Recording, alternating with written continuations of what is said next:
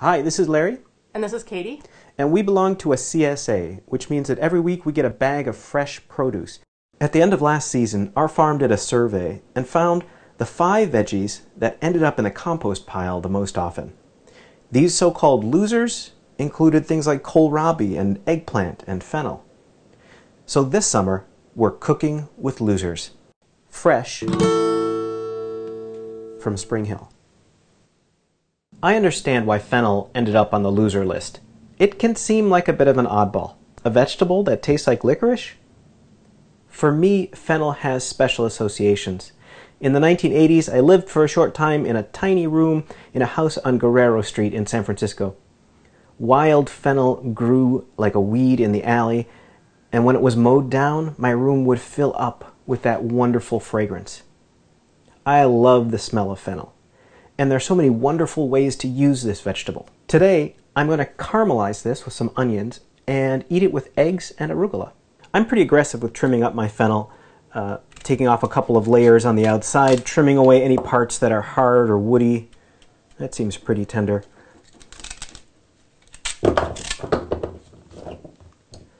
And then what I usually do first is just slice it very thinly. I think I'm going to cut this in half to start and then use my mandolin. So here's our thinly sliced fennel, and you know, just like this, it's great to throw into salads to add some crunch and some interesting flavor. And if you haven't just eaten plain raw fennel before, you should definitely try this out. It's kind of lightly sweet, faintly licoricey or anisey. Also going to thinly slice half an onion. And then we'll put some olive oil in a hot pan and throw in our fennel and our onion. And at this time, we're also going to salt and pepper what we've got here.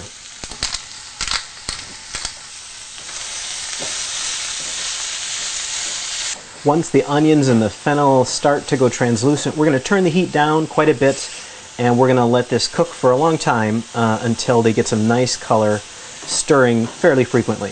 As the fennel and onions were cooking, I noticed it was getting a little too dry and sticking to the pan, so I added a few drops of water, I covered it up, and let it continue to cook. And you can see now we have some great color on there, nice caramelization going on.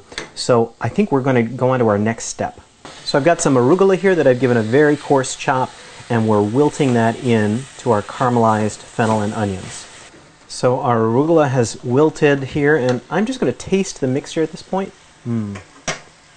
Maybe a dash of salt. Now at this point you could go in a couple of different directions. You could add some cream or some yogurt and toss this together with pasta, and you'd have a pretty delicious pasta sauce.